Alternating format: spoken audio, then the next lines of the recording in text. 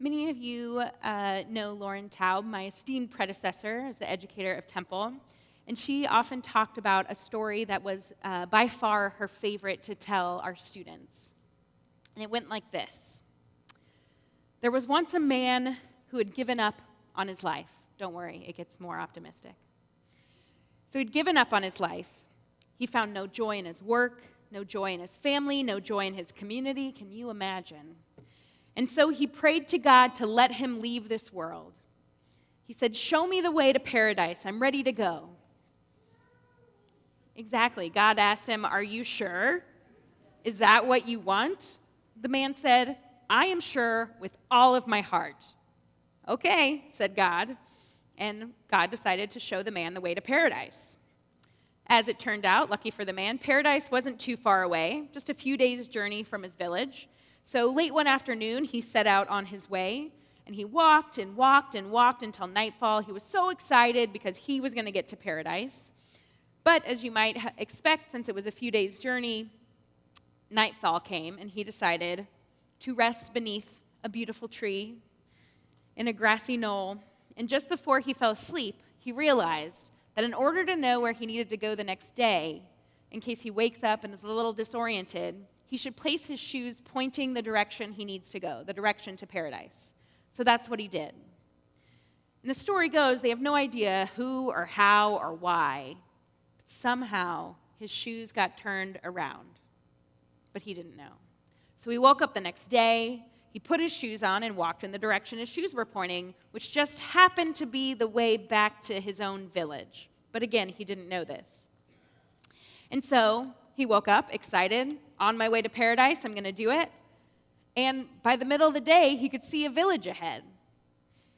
And he was so excited. His heart leapt. He said, "I've made it to paradise. Can you believe it?" That was so quick. He ran down the valley and up the hill, not stopping until he arrived at the gates of this village. And he couldn't believe how beautiful it was. He said, "My village was always so crowded and so noisy. This one is so different. It's filled with life, and it's filled with joy, none of that crowd and noise." He heard the songs that children sang at school and the sounds of adults at work. I don't know what the sounds of the village sounded like that. That doesn't sound that exciting to me, but he was excited about it. He felt the vitality, the energy, and the love that filled this village. He sat in the square all day hearing all of these things, and then he eventually became hungry and thought to himself, paradise looks a lot like my village. I wonder if my street's here, and if by chance there's a house that looks like mine. And wouldn't you know it, there was. So he went to the door, and a woman came who bore a striking resemblance to his wife. And she called his name and told him to come for dinner. And his heart leapt again. He said, "They already know me in paradise? This is amazing. Oh, and this house, it's beautiful. That house in the old village, it was always crowded and cluttered and filled with commotion. This place is cozy and homey and filled with life." He sat at the table and ate the best meal he'd ever had. He complimented the woman, again, who bore a striking resemblance to his wife, on her heavenly soup. Afterward, he went up to his bedroom and entered the deepest, most restful sleep he'd ever known. And in the morning, the woman who looked like his wife sent him off to work. He thought for a moment about being upset, and then he was like, "You know what? Paradise probably needs some work to be taken care of, so I'll even be okay doing work." So he found it much more enjoyable because he had this sense of purpose. And so the days continued like this. And in all the years that followed, no one could convince him that he hadn't actually made it to paradise. His days from then on were filled with more wonder, more purpose, more joy, more life than the day before. I hear this story and I wonder, if only it were that easy. If we could just turn our shoes around, open our eyes, and see everything we have right in front of us a little bit differently, a little bit more positively. If only we could just completely change our outlook on our own lives, hopefully not being in complete denial as the man in the story, but if that's the way it works. In this week's Torah portion, Va'et Hanan, which Jonas will read beautifully tomorrow, he will. The second in the book of Deuteronomy, we find the Israelites, now 40 years older and 40 years wiser, standing in the exact same spots that their parents did 40 years before. And they're faced with a question. Will they look at that exact same land from that exact same spot and see something different than their parents did? Or will they see the same thing? You may remember that the reason the Israelites had to wander in the desert for 40 years in the first place was because their parents' generation was a generation freed from slavery, and they could only focus on the negatives, they could only focus on the challenges they saw in the land of Canaan. They didn't see any positives or any potential. It was then that God decided that they could not be the generation that entered the land until all who were slaves in Egypt had died, and the next generation, the first raised in freedom, could take the Israelites from nomads to dwelling in a land they could call their own.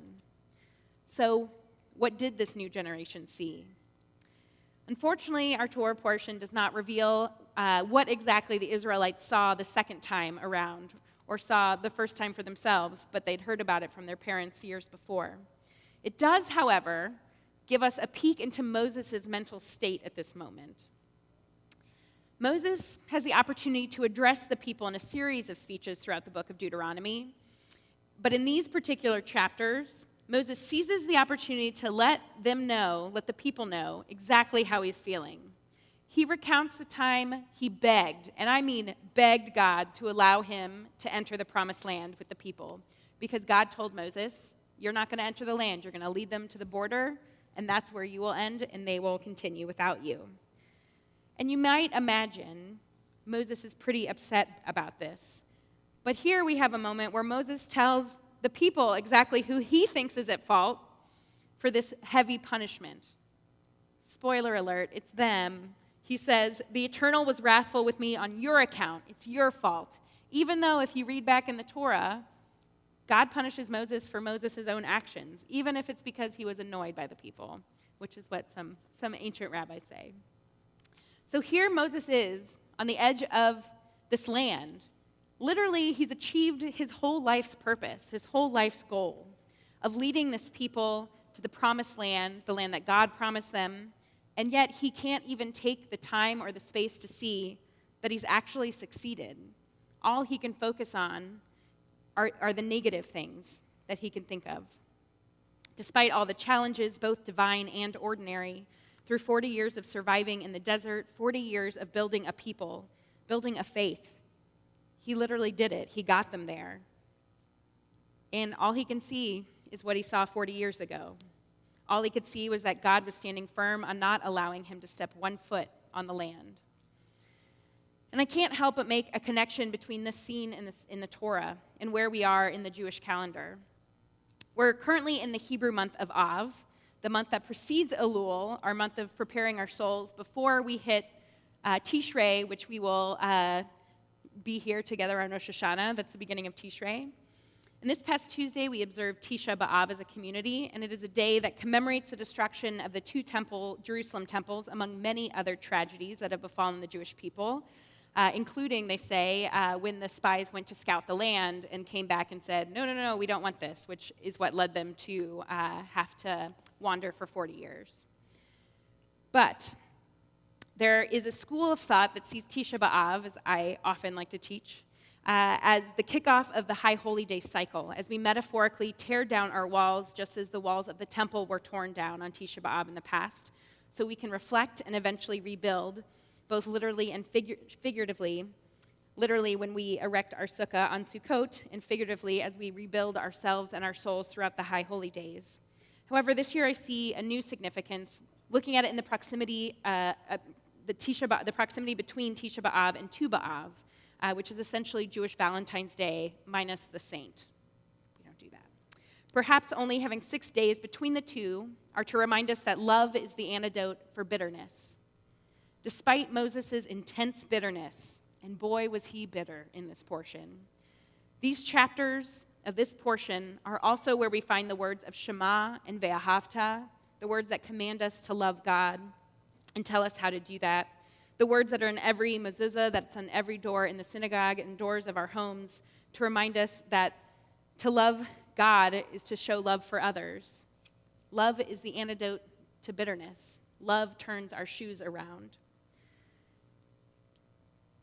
One thing to remember as we think about how to turn our bitterness into love, which is easier said than done, and I don't have the answer for how. Talk about turning our shoes around. But we think also about the Hebrew word for repentance, teshuvah, literally means turning. And when we think about repentance and trying to do things differently the second time around, sometimes all it takes is looking at things differently. My prayer this Shabbat is that we finish out our Hebrew year of 5777. By 5778, we're truly able to turn our bitterness into love and turn that love into action, into loving others. Shabbat shalom.